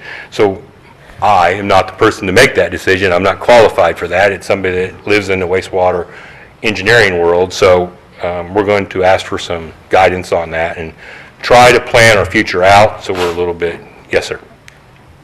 Probably not for tonight, but I don't recall if we did kind of a info about the history of the plant and how we changed our fees and how the EPA has forced us to do specific things, and might be something for, there's basically 4 new people here, right? So something that would give or 3, something to give information to them to explain a history of why we're where we're at, because it would, I think, help them to understand more too why we're going, and you're looking at doing it this way. Sure. Not tonight. Workshop. Yeah, workshop. Yeah. I'm just throwing that out there. I think that's something that we should. I will tell you, because I did plan on telling you this anyway, that we're operating in the 70% of our capacity right now. We've got room for growth. So it's not room for growth. It's more, right now what's bothering us more is collection side of where we can collect it from, and also once it gets there, our treatment requirements. There's going to be some changes in how we treat it, so plant modification, so forth. That some of those will actually give us also room for growth too. Just real quick, if I recall, when I've been on the council for a while, 9, 11, I don't know, a while, and I feel like at this point we were fearful that we would be at capacity by 2020 or 2022 or something like that at one point. And there was a few things we did, like blowing out the lines and putting in stuff inside to make it so that we didn't have as much, I guess, rainwater that was going to the treatment plant and that kind of thing. We did some things. So you're correct. About 15 years ago, so slightly before you came on, 15 or longer years ago, we started a program where we call it CIPP, which cast in place pipe, or cured in place, pipe, where we line our old clay tile pipes, which is the ones that usually cause your leaking, and we also have the manhole reprogram. If you remember earlier when I was talking about our CIP projects, a lot of CIPPs in there, every year we do a sewer line rehab project where we line pipes that are old and potentially bringing in groundwater. So the groundwater is what really causes you to drive your rates up. We are operating at about a 62 gallons per capita. The state figures, I think it's around 100. We had to spend some time to convince them that our numbers were right, and I think we finally convinced them that. And that is because we've lined so many of our lines, and our lines are in so good condition. I used to work at a former jurisdiction, I won't name them, but when you worked at the plant, you could tell when it rained without going outside, because on their bar chart of their fluid coming in, it would go up, because it was just, that's how it worked. We are not one of those, so we are blessed from that aspect. So that has delayed some of the need for a full-on plant expansion. And you are right, and we probably is a longer conversation we probably don't want to get into at this point, but you're all right, with the new council, it's probably a good time to go back and revisit our whole wastewater operations, and maybe the time to do that is at a workshop where we talk about our RFP or our request for proposals. One more quick thing, and I don't know everyone knows, but we have saved millions and millions and millions of dollars by doing what you guys have done in order to make this last as long as it has. I mean, for our citizens in taxes, millions and millions and millions and millions of dollars by doing it. Not only by delaying it, you are correct, but also in just the treatment process. Our treatment process, we're treating a lot less water per capita than we would be. And we've added some things to help along with some additional blowers, because you know when you reduce your quantity of rainwater and effluent coming in, what we end up with is really more potent stuff. So we have to do a little more treatment when it gets there, but we're treating a lot less volume of sewage at We the have a same very time. intelligent, forward-thinking staff, and because of that, we've been able to do this. When Les and I were little young men, infiltration in this sewer plant out here was ridiculous. I mean, you can, like you said, you can't imagine all the things, and of course then we had people sneak into the car wash at night and dump whatever they felt like dumping. So it's been a long process, and a lot of it's EPA, and a lot of it's just hard work from you guys. I appreciate it too, because when I went out there, it was like, wow, you know, because it was not that when I worked out there. I promise you that. So, and I'm quite certain that your TV truck is nicer than the one we had. So. Yeah, the one, yeah. How does our plant rank against other plants in the state? So it's somewhat aging a little bit, you know. It's 23 going on its 24th year.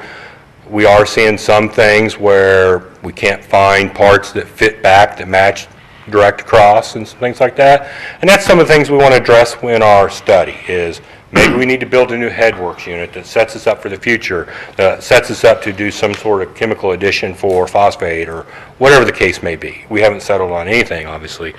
But our plant is in good operational condition. We stay in compliance with our EPA permit. We had to do some things. We upgraded a few years back, we upgraded our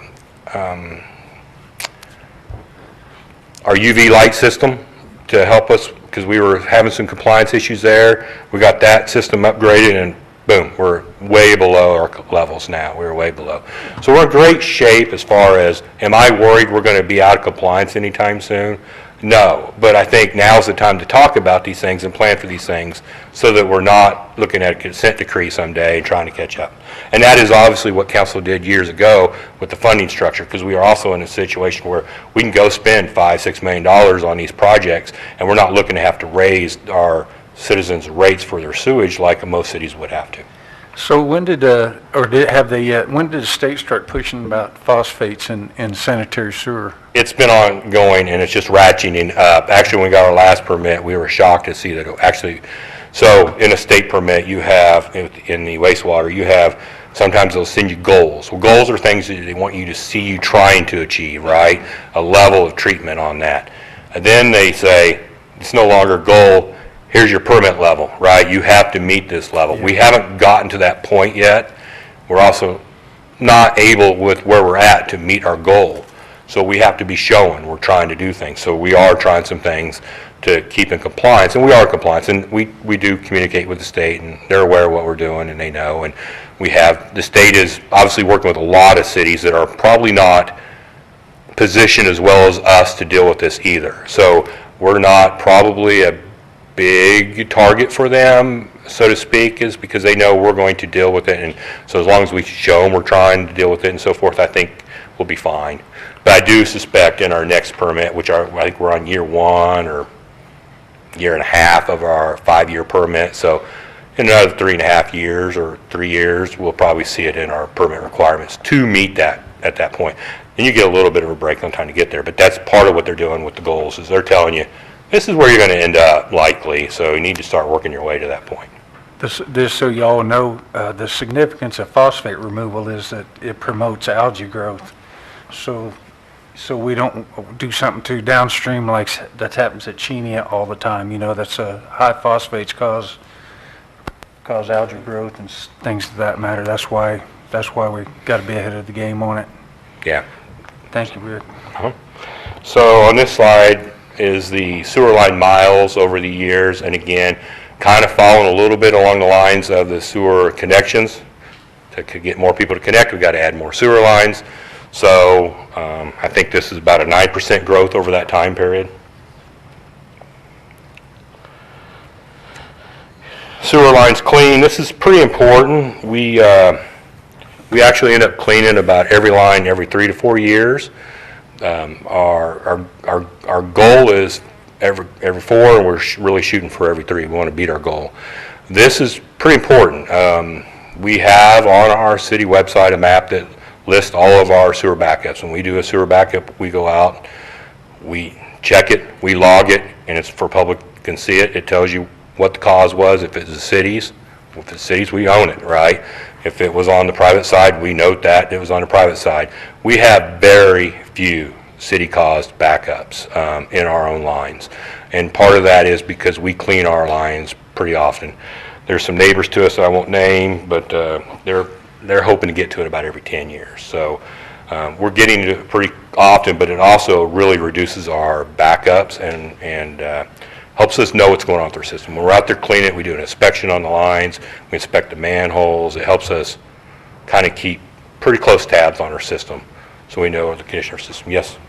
Forgive me for asking another question, but when you say cleaning, we don't just run water down it and wash it off? Well, kind of. It's a very, very fancy, high-pressured power washer that runs through there, and we can go through and we can pull if there's stuff in it. Sometimes it'll be sediment or other debris. Grease is probably the most common thing, and we can actually, as we clean it, when we pull it back, it'll pull it into the manhole, and then we can back it out with our vac truck and haul it away and dispose of it properly.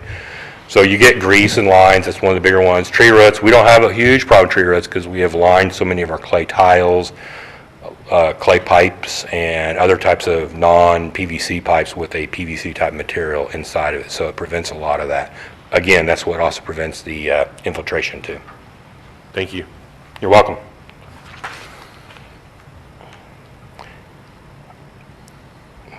And we just talked about that. Any questions about the wastewater fund? Sorry, I asked all my questions during your presentation. That's fine. That's fine. So next we'll talk about street division. Here again, it's the same chart that covers the kind of operational of the division.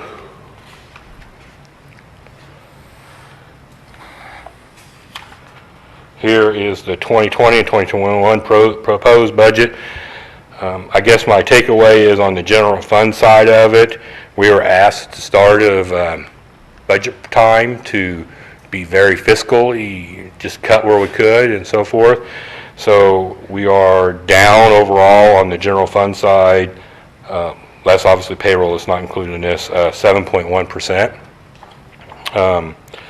And then on the special highway, we're down 10.2%. I would like to also comment, your general fund cost for street departments is probably one of the lowest around. We are blessed because we have the 1 cent sales tax that helps us offset some of our maintenance cost. So your property tax dollars are not driving a lot of that maintenance cost. Most of that maintenance cost comes out of that 1 cent sales tax. So I guess one person could look at it as all these people that come in town that shop and do all this, that drive on the streets are helping pay to maintain those streets. But it is a pretty low number compared to a lot of other cities. And we have an arterial impact fund. There's $0 scheduled to come out of it. I believe Donna in another budget slide is going to have a lot of information about the arterial and the street improvement fund. I would just say on the street improvement fund, if you remember the workshop we discussed, different types of project level funding for our street rehab, and this is reflected, part of it's reflected in this. Rick, is this the highest funded one that we talked about, or? It's not the highest, yeah. I put some higher ones in there, but I really didn't feel like that's the level we needed to go to. I felt like we could achieve a lot of what we needed to achieve with option 3. There was an option 4 that was higher. This is your operating expenditures. Again, because of the way we structure our maintenance activities and so forth, you can see it's pretty heavily loaded with personnel because we don't charge our sales tax. It does not pay for any personnel. So it's strictly, it's a lot of our personnel, or I mean a lot of this is just personnel. There's a little bit of contractual commodities, but as you can tell by looking at the slide, it's pretty heavily loaded with the personnel side.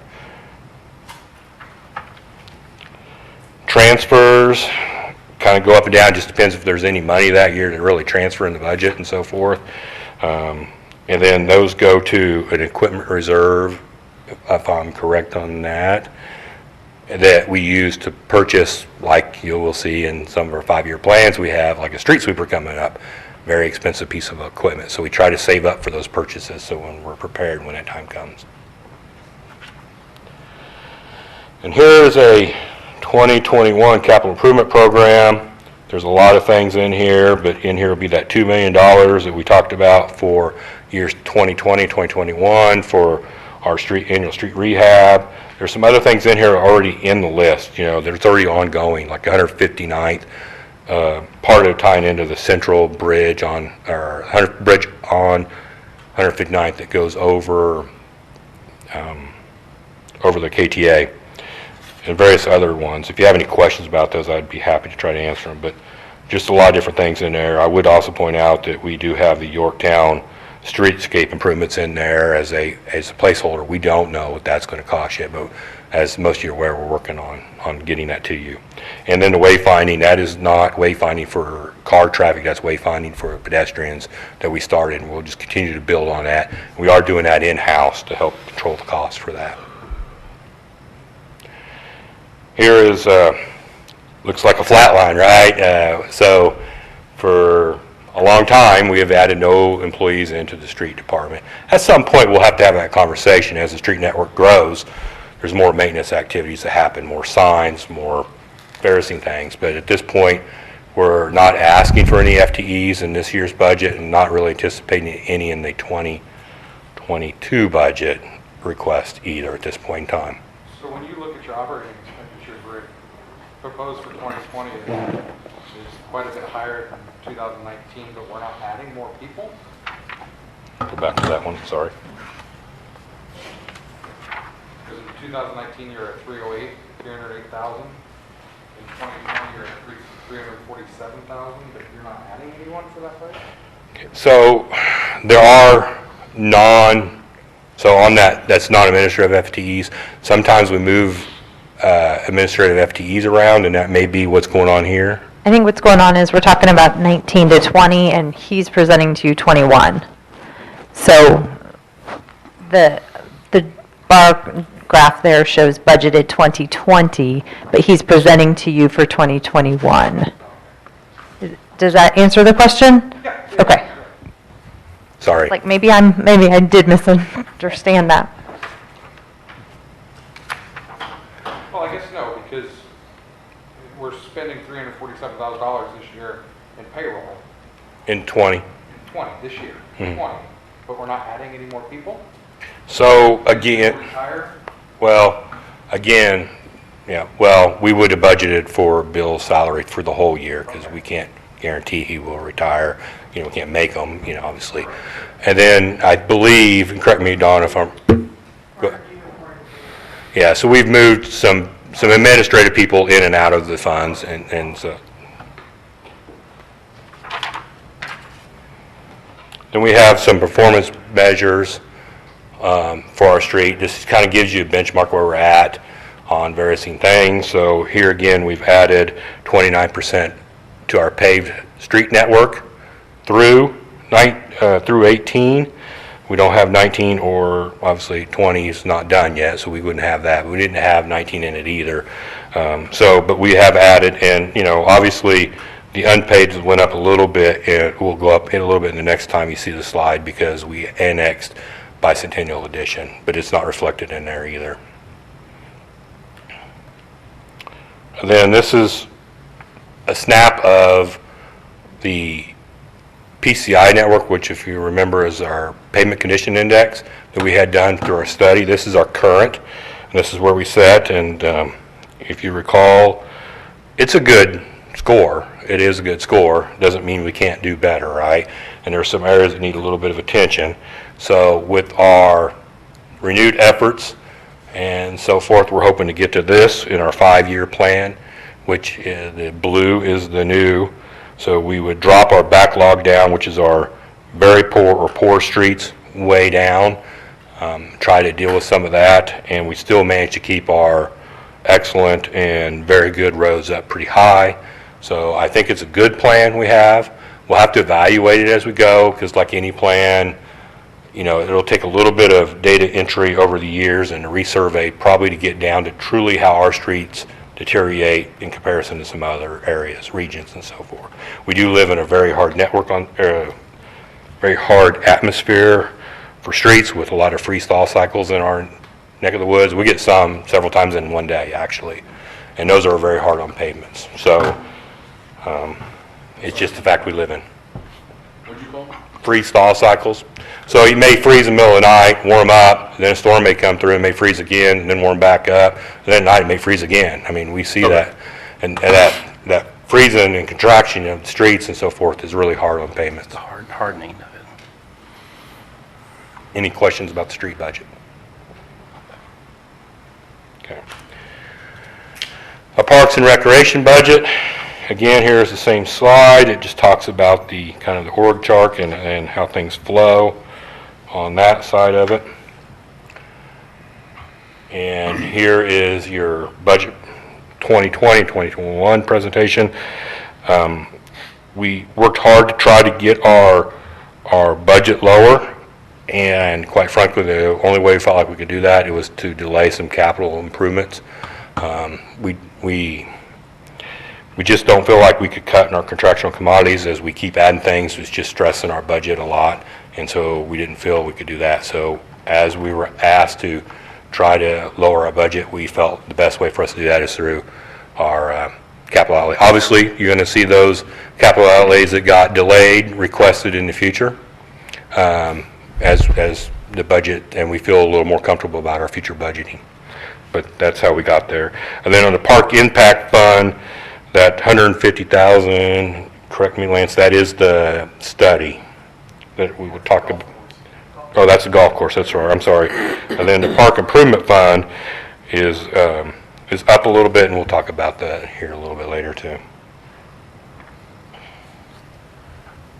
So here's our total expenditures minus transfers. You can kind of see it's kind of a little bit of a climb here and there. We keep adding things that require us to do stuff. You know, we add an amphitheater, we add a bathroom, we add trails. Those things have a little bit of expenses to maintain. So that's kind of why those numbers continue to go.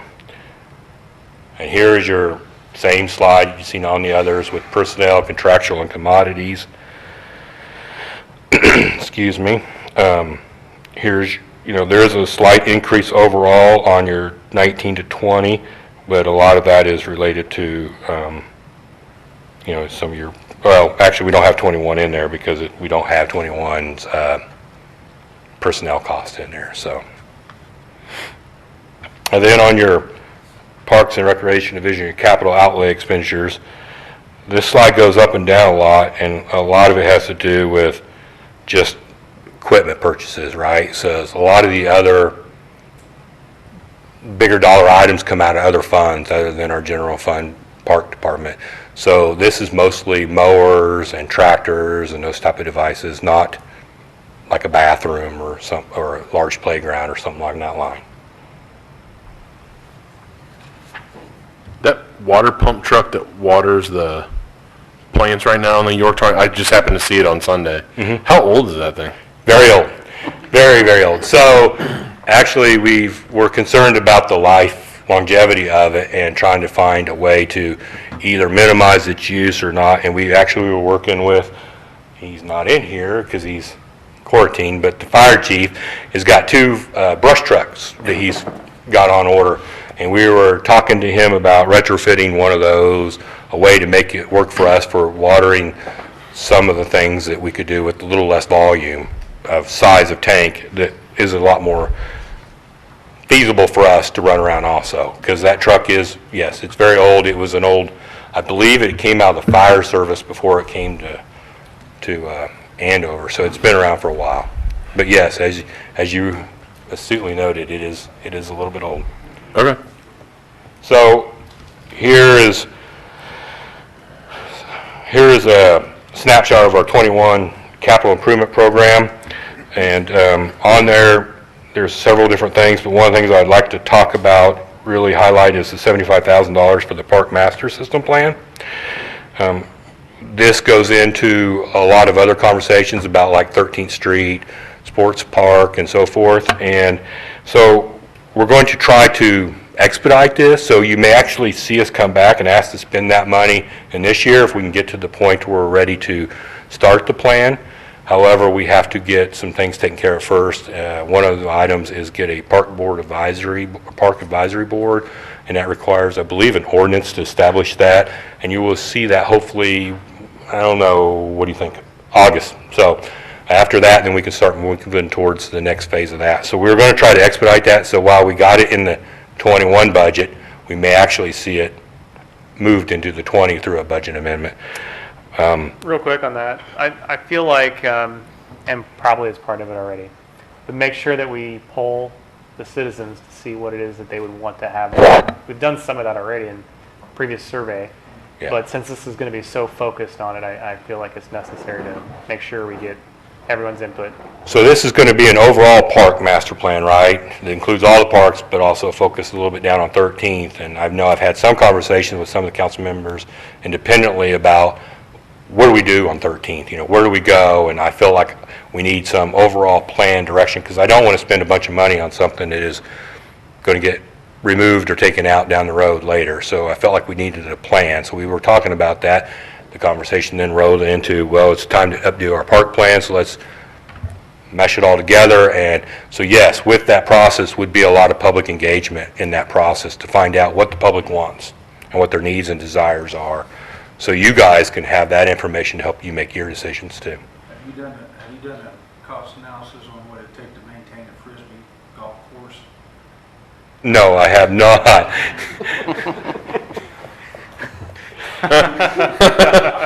We can talk about that later. So, and at the bottom, you got a couple debt service payments in there. Those are what they are at this point. We just have to keep making those payments.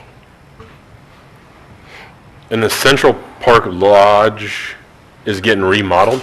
So we have phase 1 and 2 monies setting, ready to go, but because of COVID, we went ahead and held off because we were concerned about budgets.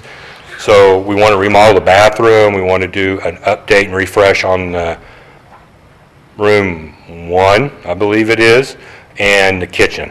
And it's like 3 phases, right? And because we didn't want to throw all this in a 1-year phase. Well, it looks like now we're probably going to end up throwing it all in a 1-year phase, because if we don't do it this year, when we do it next year, we'll do all phases. It says 1 through 3, but we're not doing 1 through 3 for $30,000. We already have $45,000 tucked aside for that, so it'll actually be a lot more than that. Because the bathroom's going to cost $30,000. I mean, bathrooms are just expensive to remodel. You got two commercial-sized bathrooms in there. So. What about the conference cabin? So we haven't gotten to that point yet. I was hoping to get through the lodge, but we are going to do some work on the conference cabin. It is not lost on me that with the new road going by there, that it's much more visible. We're going to try to make some repairs to the external side of it ourselves and try to fix that up and do some signage and so forth to that. And then, but the inside of it is actually, have you been in it by chance? Jenny said It's actually pretty good. It's pretty good. It's a very underutilized facility in my opinion. So I'm hoping we get some signage up, we get the outside dressed up and cleaned up, that maybe we can get a little more usage in it, and a little more activity in it. What kind of things can be done with it? I've never seen inside of it either. Is it one room? I mean, what purposes can we advertise it to? So you will have people that do baby showers in it, birthday parties in it. You can have meetings in it. It's The Boy Scouts, Girl Scouts use it, I believe, right? with Girls on the Run, we're using it for a while, and so. But again, it's kind of been underutilized. I think a lot of people focus on the lodge and kind of forget about it. Yeah. I think staff does a tendency a little bit that too. You know, well, we could utilize that a little bit more. But I've had some meetings over at the lodge, and I'm sitting in there thinking, well, this many people, we could have done it at the conference cabin. Now, we couldn't for the last 3 or 4 months, but it would be a lot. I think it would get utilized a little bit more. But I think you can put 25 in it. I think reasonably good in there. It has bathrooms, has a small kitchen in it, so it's much more visible now, so it should be easier to. Yeah, it is a lot more visible. You don't have to drive around in the park in the backside to get to it and see it. So This slide just shows our overtime hours worked and wages paid. Some of the overtime is just due to either, sometimes we have turnover, so we still have the same amount of job to do, right? So when we're down people, that just drives the overtime up. And some of it's due to just additional tasks that happen. So, but it has been increasing over the years. We just wanted to point that out to you. That also includes the overtime for concerts. Right, so this year, probably not a lot in that aspect coming from the concert side of things. Then this is your full-time equivalency slide that you'll see in a lot of the other, you saw in the others. This one we have administrative broke out. We also have our sports and events. So in 2017, I better look down here, I can't read that up there. 2017, in that, going in 2018, we added our events director, and that's what's that bottom kind of green line is. And then your sports, where it kind of jumps up for a few years, and it was at 2 FTEs, and then drops back down when our previous sports and rec director left. We promoted Daniel Shapaw, that was a parks director, to be the park and recs, and we combined that, and that's why you're seeing a little bit of a drop. We replaced one of the positions, backfilled it, but so we saved a little bit by kind of combining those roles under Daniel a little bit. And then as you'll notice on the top side, it goes up and down a little bit, and sometimes it has to do, I think, with how we're assigning janitorial duties and so forth. But your park full-time FTEs has more or less been pretty flat since 2013, and we have added quite a bit of features and things to our parks. And we do have some parks getting ready to come online with Heritage. We have another mini park that will be coming online in the next few years in Prairie Creek Edition. And I don't know when the next phase of Heritage, I guess it depends how fast they go, but there will be a third or second park in Heritage also coming online. So with that in mind, I would also say that we will be submitting to council for their consideration and FTE to help us with that and take care of that. And I just want to point that out. You will see that next year for your consideration. We didn't include it this year because we were, you know, quite frankly, we were asked to watch our dollars, so that's what we're trying to do. And we think we can get by another year, but it is getting tougher every year. The question is, can we find another one? Well, so we've been lucky. So tomorrow we have an interview for our last and final position. We started moving a little bit and filling some positions up a little bit. So hopefully we can get that position filled and we'll be full staffed. So I'm optimistic, yes, that we can. There was a time where it was very hard for us to do it, but it's getting easier. But that was a very good question. So this slide is a snapshot of a comparison. There's a group called the, I believe it's the National Recreation and Parks Association Agency, and this is only based on cities of 20,000 or less, so it's kind of in our, right in our size of groups. And this is, all these things on the left are things that we do, that we have a touch or do something with our Parks and Rec. And the bar is the amount of those cities that have that in their roles. So, you know, you see outdoor, obviously in amphitheaters, a lot less cities that in our size that have and operate one. So it's just trying to show you how many things we do in comparison to other cities our size and how we compare, quite frankly. And then here's another comparison based on that same same organization and metric, and it goes through and talks about, you know, average acres per 1,000 residents. Well, we're right in the wheelhouse, right there, close to the median.